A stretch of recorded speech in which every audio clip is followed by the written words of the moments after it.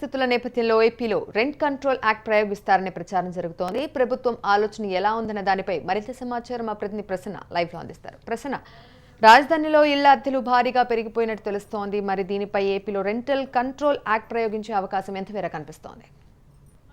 AP కొత్త రాజధాని అమరావతికి ఏదైతే కార్యాలయాలు తరలింపు ఉందో దానికి సంబంధించి రెంట్ విషయంలో తీవ్రంగా చర్చలు జరుగుతున్నాయని కూడా చెప్పుకోవచ్చు. గతంలో కొంతమంది మంత్రులు కూడా ఈ విషయాన్ని ప్రస్తావించారు. ఒకవేళ ఉద్యోగుల కార్యాలయాలు తరలించిన తర్వాత ఉద్యోగులను తీసుకెళ్లే పక్షంలో విజయవాడ, గుంటూరు ప్రాంతాల్లో రెంట్ కంట్రోల్ యాక్ట్ ప్రయోగించే అవకాశం ఉందని ప్రధానంగా వాళ్ళు చెప్పడం జరిగింది. అయితే దీని మీద ఇంకా పూర్తి స్థాయి కసరత్తు అది అధికారులు, ఇటు మంత్రులు కూడా చేయాల్సింది. ఆ తర్వాత ముఖ్యమంత్రి దృష్టికి ఈ విషయాన్ని తీసుకెళ్లాలి. ముఖ్యమంత్రి ఏ నిర్ణయం తీసుకోవాలని కూడా వేచి చూడాల్సింది. అయితే ఏంటంటే ప్రధానంగా కొంతమంది అధికారులు కానీ మంత్రులు కానీ ఈ విషయాన్ని ముఖ్యమంత్రి దృష్టికి తీసుకెళ్ళినప్పుడు ఒకవేళ రాజధాని విజయవాడ దగ్గరలో వచ్చింది కాబట్టి, గుంటూరు పరిసర ప్రాంతాల్లో దగ్గరలో వచ్చింది కాబట్టి రెంట్ కంట్రోల్ యాక్ట్ తెస్తే కనుక అక్కడ కొంత వ్యతిరేకత వచ్చే అవకాశం ఉందని కూడా ముఖ్యమంత్రి తన అభిప్రాయాన్ని వ్యక్తం చేసినట్టు తెలిసింది. ఎందుకంటే డెవలప్మెంట్ అంటే అద్దెలు పెరగడం, అన్ని రకాల వ్యయాలు పెరగడం, దీన్ని దృష్టిలో పెట్టుకుని ఒకవేళ అద్దెలు పెరిగితే అక్కడ లోకల్గా స్థానికంగా విజయవాడ, గుంటూరులో ఇప్పుడు రెంట్ పెంచుతున్న వాళ్ళు కొంత ఇబ్బంది పడే అవకాశం ఉంటుంది. కాబట్టి రెంట్ కంట్రోల్ యాక్ట్ మీద ఆచితూచి స్పందించాలని ముఖ్యమంత్రి చెప్పినట్టుగా తెలిసింది. అయితే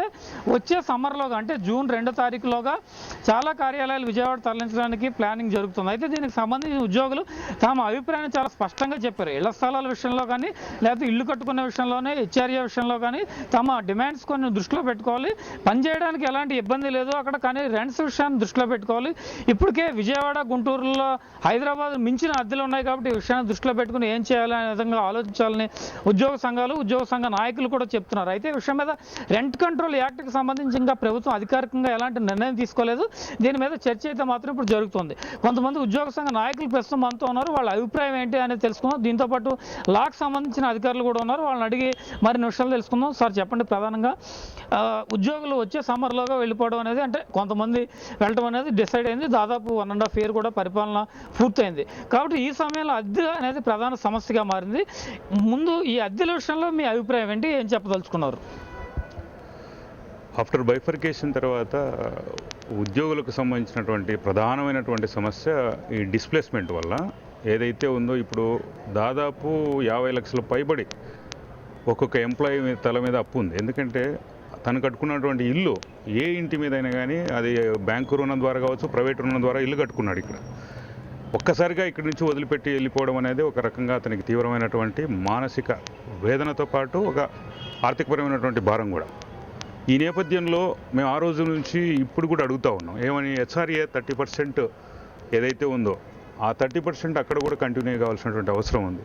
హౌస్ రెంట్ అలవెన్స్ అనేది యాక్చువల్గా 50 లక్షలు పైబడినటువంటి నగరాలకు మాత్రమే వర్తిస్తుంది. సిఆర్డిఏ పరిధిని మొత్తం తీసుకున్నా కూడా 50 లక్షల పైబడి లేదు. కాబట్టి ఆ మేరకు మాకు ఒక నష్టం జరిగే అవకాశం ఉంది.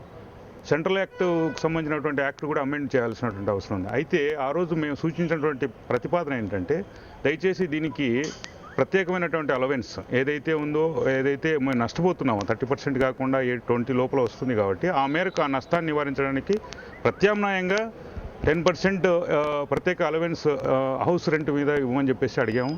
ఆ రోజు నారాయణ గారు కూడా దాన్ని రాసుకున్నారు. అయితే ఆ నేపథ్యంలో రెంట్ కంట్రోల్ యాక్ట్ గురించి కూడా డిస్కషన్ వచ్చింది.